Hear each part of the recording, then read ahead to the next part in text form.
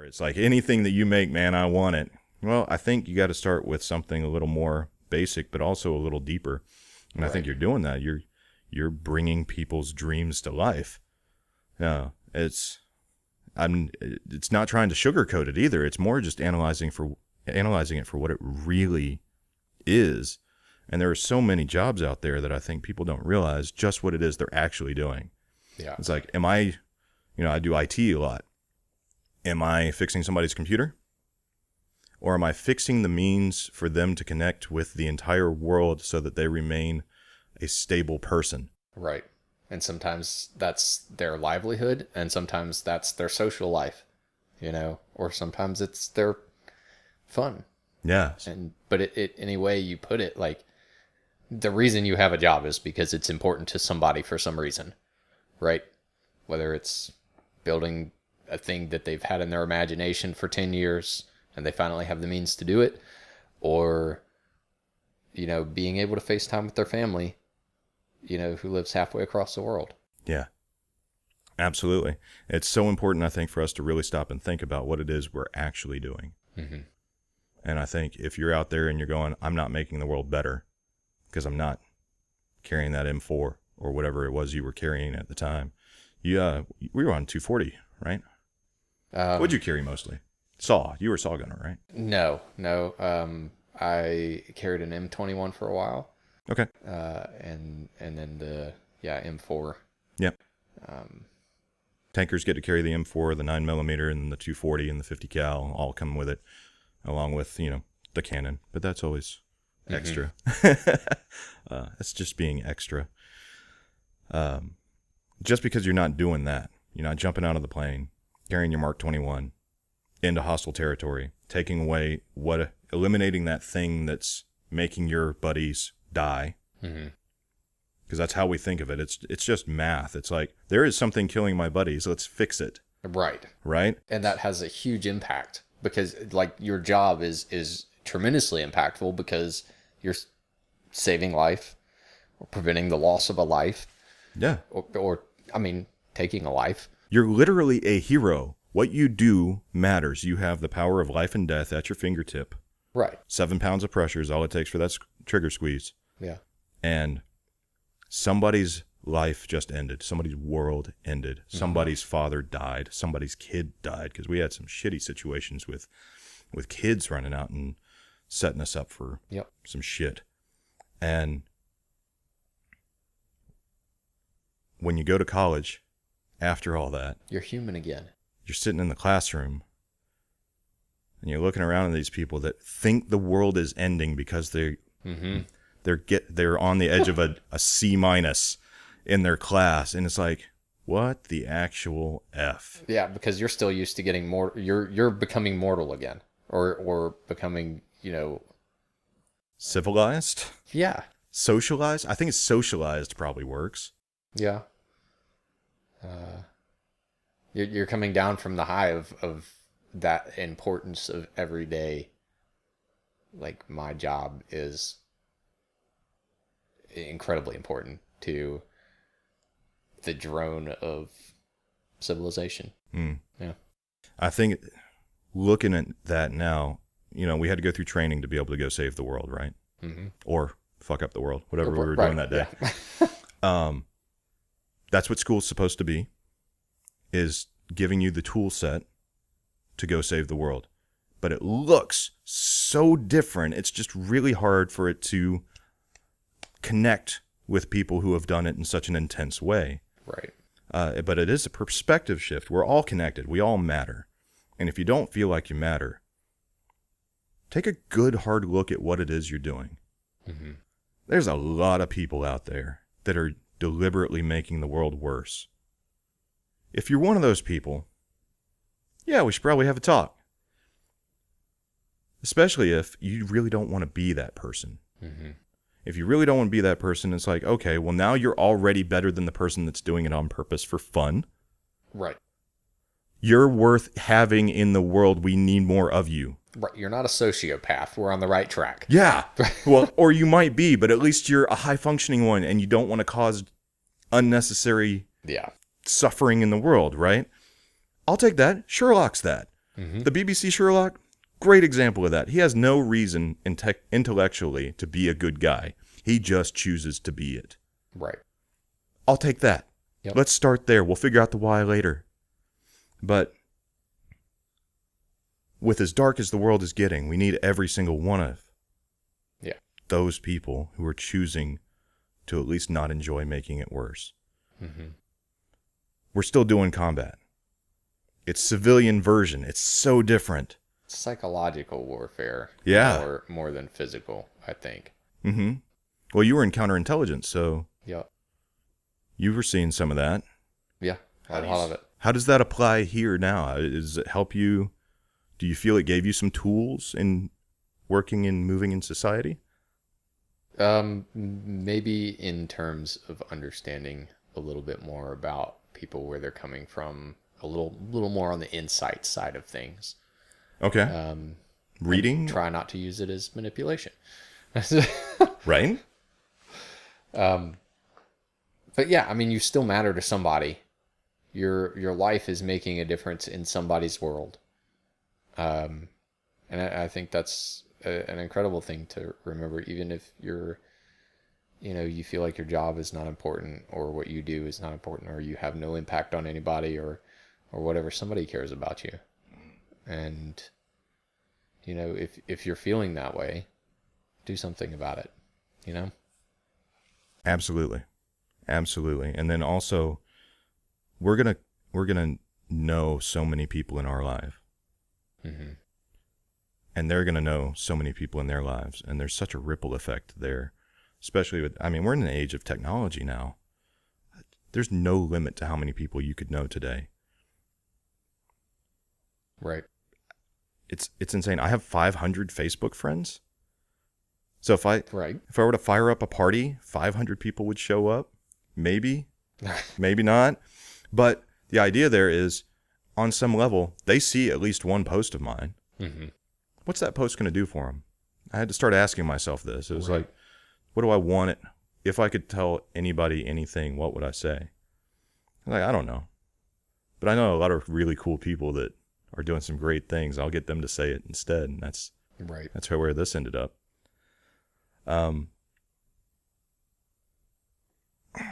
What is the toughest struggle for you now, if you're open to sharing it? Sure. Relationships are very difficult. My marriage is a little bit easier. I think. I don't know. I think I'm doing okay at that, but she's probably carrying most of that weight, if I'm honest. But I heard in a previous episode you were talking about close friendships. That sort of thing is difficult for me. And I think it's great. And I think having really close friends is a gift. But I have a hard time caring about it. Like if I don't have any friends that are, particularly close to me, I've got friends that'll come help me out of a situation, but, nobody particular that I'm going to call up and be like, hey, this cool thing just happened or whatever. But that doesn't bother me. I think a lot of people, it does bother. Like, they need that relationship. And my wife tells me I'm putting a lot of weight on her shoulders by not having that relationship. I was going to ask, what would happen if you didn't have the marriage? What would your life look like without that close relationship? I would live in a cabin in the woods on a large piece of land, the biggest piece I could afford. And I'd just be a blacksmith, and that'd be it. And to have bears over for dinner or something, it'd be fine. But I don't feel a need for those relationships. But at the same time, I feel like I'm missing something because they're not there. Hmm. You know, I had those relationships when I was young. You know, before the military service, even through the military service, I had, you know, those relationships. But then, you know, slowly pulling away from those until, you know, now I don't. And I'm okay with that. You've established a there's track something record. wrong with that. You know, there's something wrong with being okay with that, I think. I'm told as much. Right. Yeah. Right? There are certain things that I've just decided to start trying out to see if they're true enough. Right. That's one of them. Yeah. It's people say I need this. I don't see logically why I need it. And I've got a track record of not needing something like this. Mm-hmm. Look, I'm still here, which is, I think that's an old encoded, hard-coded training element of I'm still here. Now, that might have been the personality type that we might be the personality types who would do that, and that's what attracts us to a job like military. Right. Or a life. It's not a job by any means. It's a full life. But either way, this worked this far. Mm-hmm. Until you give me a really good reason to change it, I don't see any point in risking updating the model. Right. This works. Yours might work. It might kill me. This might be devastating. Right. Yeah. Now I can see why you would, shy away from that. Yeah. But this is, yeah. And like you said, this is safe. This is, and there is, perhaps a desire in me to have those relationships, but there's not a need in me for it. Well, and there's some things that'll have to be untangled if you're going to do it. Number one, you got to find somebody that sees the world like you do. Mm-hmm. Because if your frameworks aren't close enough, you're just never going to feel heard. Right. Or feel that you're properly hearing the other person. Yeah. That kind of mismatch doesn't make for a good start. But then, when you find somebody like that, well, they're feeling the same way you are. Mm-hmm. I have that friend. Box checked. I don't have to get any closer. Right. We don't have to build this or foster it any deeper. And there's a fear in the untangling. Mm-hmm. And then you're feeding off of each other in that same, I'm going to use that evil word, that complacency. Mm-hmm. We think it's good enough to keep working. We're just going to keep doing it. Right. We need to innovate. Yeah. We got to get outside of ourselves. But when you've got a buddy who sees the world like you do, the first thing he's going to say is, no, we're good. Uh-huh. Beer had. See you later. Did we just become best friends? Right? Right? Yup. That is going to boom. Yup. So what do you do? What's the next step? We're going into the holiday season. And that was one of the reasons why we wanted to go ahead and get this recorded and get this out there, is because, especially when you're single, mm-hmm. this time of year sucks. Yeah. Get back with your family. Find those relationships that maybe they don't matter to you, but they matter to that person. And spend some time with those people. Because even if you don't want to, because it's important to them. And I think that in seeing that importance to them, you can gain some understanding of why you're important, why you matter, why your life matters, why it means something. And you can build off of those relationships. Imagine thinking that if you didn't exist, or if you stopped existing today, there's one person that you have no idea about whose world will be darker because you're not in it. It might behoove you to find that person. And if you keep seeing that everybody around you isn't that person, that doesn't mean that the one person doesn't exist. You just haven't found them yet.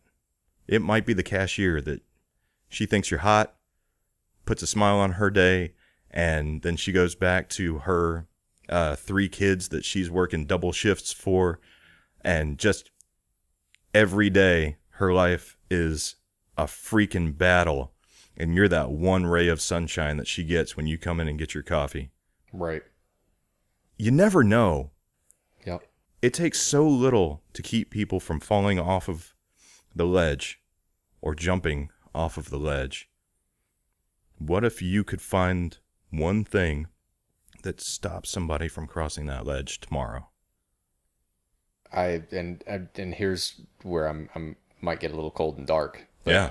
I think suicide is the most selfish thing that a person can do, because you're not taking into consideration all those people that you are going to devastate, and you are only thinking of yourself and the escape and what is it? Duty is a mountain of weight, but death is light as a feather. Like, I mean, it's easy, but you know, there's people that matter, that you matter to them. And coming back from the deployments, we would see soldiers that they could not adapt into civilian life again, or even not even out of the military, but they wouldn't be able to adapt to being back home with their family. I sucked at garrison. I was awful in garrison. You know, I went to the funeral of a soldier that started his pistol. Not because, like, I was pissed at him. I felt no sympathy for him because of his selfishness. But I went because his wife and his daughter were there. And I cried because of empathy for the loss that they had in their husband and their father. But I didn't feel a thing for him. Because the meaning is there. But that's me. You know, some people empathize a lot with, you know, suicide victims and stuff. I have a hard time with it. And there's help out there. And I honestly believe that the people who are struggling with that should seek that help, because you matter so much to somebody. You are somebody's world, whether you see that or not.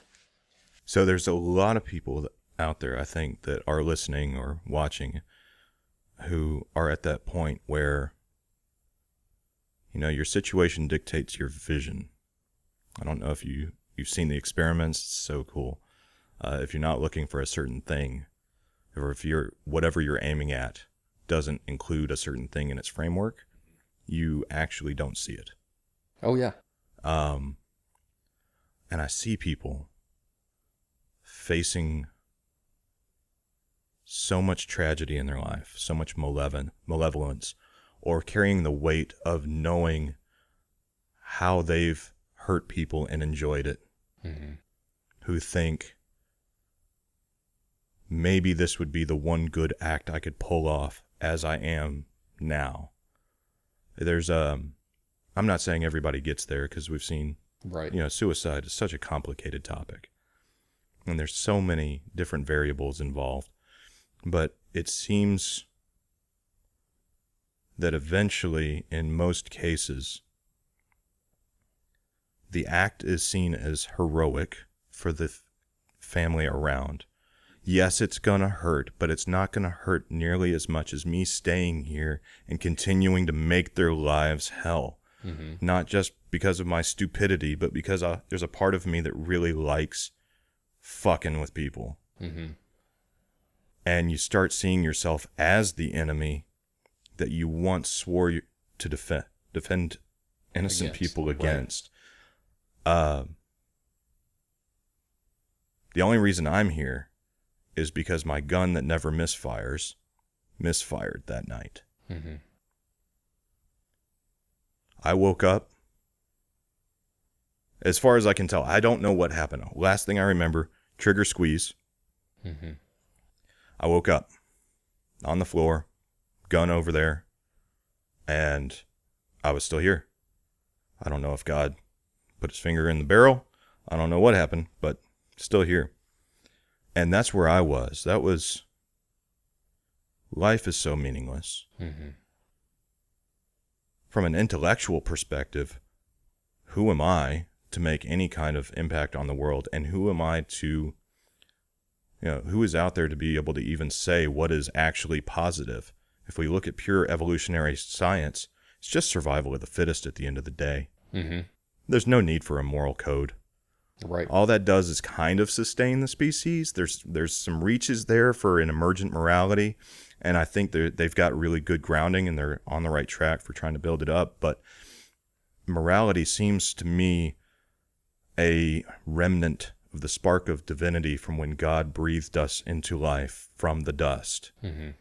I don't see morality in nature. I see force balances. I see chimpanzees that won't rule as a tyrant because their buddies will gang up on them and tear them limb from limb. So I see them kind of interplay harmoniously, but it's not virtue. Right. When a mom lays down her life to save her kid, that's virtuous. But when you get to that point where that's all you're seeing is just the cold hard math and science of it, right? The why, that disappears. Sure, if we're all just molecules that somehow came together out of the blue, we've evolved into this thing that happens, and then we're there, and then we're not, and sure, what's it matter? Yeah. I can see that. The other options are out there, but you're at the point where something dark has been weighing on you, to where it's not allowing you to see the other options. Right. And when you get to that point, when you've got that plan where it's like, I see the pistol over there, and this is what it looks like. I know where to place it so that I actually die. I'm not going to be that dumbass that blows his jaw off. And it's not going to ricochet around. Like, it's going to be straight up the spot. I'm not going to tell you what the spot is because I don't want to help anybody out there. But I genuinely want to help people. And I want to say, you're missing something. If this is all you see, you're missing something. There is another door. Everybody around you wants to help you find it. Okay, maybe not everybody. Most everybody, right? Find those people and get around them. And if you don't have anybody, get somebody. Anybody. At least start then. Because then if they're a bad guy, well, at least that's a bad guy. Don't hang out with him anymore. One down. 330 million is the population in the U.S. right now. 7 billion in the world. You got 7 billion to go. Worst case, take $100, go find a counselor, and pay somebody to spend an hour listening to you. I really thought you were going to say a hooker. Take $100, find a hooker, and then tell her, just listen to me, okay? But counselor, like the counselor idea better. Right. Or a pastor, you don't have to pay them. You just walk in and say, hey, I want to talk. Yeah. And you don't have to buy into the Christianity thing to do it. They just want to help, and they're great counselors. Right. They genuinely care. Yep. And they understand that they're screwed up just like you are. In a very different way a lot of times. Yeah. But if you can find a chaplain, or like a former chaplain, those guys are cool as shit. Yeah. The ones that aren't having to follow the rules of that regimented religion that is allowed in... Right. That watered down whatever prosperity gospel. Oh. Yeah. At the very least, it feels disingenuous when you're in. Right. Right? Yeah. It's like... I struggled with that. I couldn't attend it. Yeah.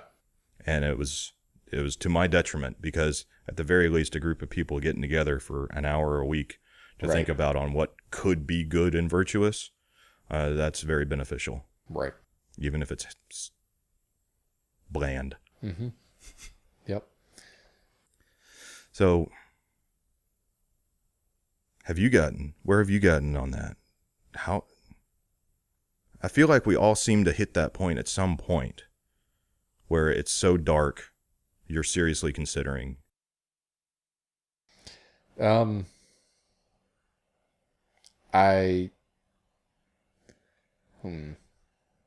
I believe I have a purpose, and it's, whether it's God's purpose for me, whether I know what the purpose is, whether it's for the survival of my wife and children, I believe I'm there for some reason. But I think I have a more relaxed view of it than a lot of people. I don't need to know the reason that I'm here. I just have to be here and follow God and my calling as best as I can. And if I fail, then I fail. But at least I'm going in the right direction. I'm going to fail. And the thing about failure is you learn from it and you move on. It doesn't have to be perfect. No. And even if you're at the brink of suicide and you're thinking about it, like, your purpose may be telling people about your experience of coming to the brink of suicide and not doing it. And you can save lives that way. Maybe you could call it the suicide crisis line and say, hey, I want a job. I mean, I don't know how that works. It's a volunteer thing, yeah. Yeah. That's how Chris Voss, the lead FBI hostage negotiator, got started in hostage negotiation. Was he volunteered as on a suicide hotline, and he learned so much that he thought he had it all figured out, but he started changing the world. I mean, the guy is still changing the world. His book, Never Split the Difference, completely changed how I converse with people, and made me a much better listener with my family. And it's like, if you can learn that skill set from going to volunteer, talk people out of it. Yeah. You're at the bottom already at that point. Like, you got one way to go, and you're not just going to stay there circling the drain. You're going to swim out of it. There's something for you. Yeah. Just go find it. And look, if you haven't gotten it from this episode, we're going to have the suicide crisis hotline number at the bottom of this video throughout the whole video. Call that number, and maybe they'll be able to find the connection that we couldn't in mining our history here. I think at the very end of the day, it's clear that both of us at one point thought of ourselves as dust mites with no positive impact for the world possible. And every day I try to prove that right, and every day I get proven wrong, because I'm willing to put really smart people around me. That's the other thing too. Like, if you find people when you try to do something good and they beat you up for it, step away. That's it. You got to find somebody else. And like you said, that was a great idea. Go back to family. Yeah, you're stuck with them. Go back to the relationships that were good. Better yet, they're stuck with you. Right? Right. But have you ever... there's that relative somewhere that every time you've hung out with them, they have been better for being with you. You know it, if you really think back. It's like, I made Granddaddy's day better that day. Or I made my cousin's day better that day. Think back. Find those people. There's probably at least 5. And if there's not, let's say there's 3. Go find those people. Or just one. I mean, just one. that's it. I mean, that's it. That's all it takes. And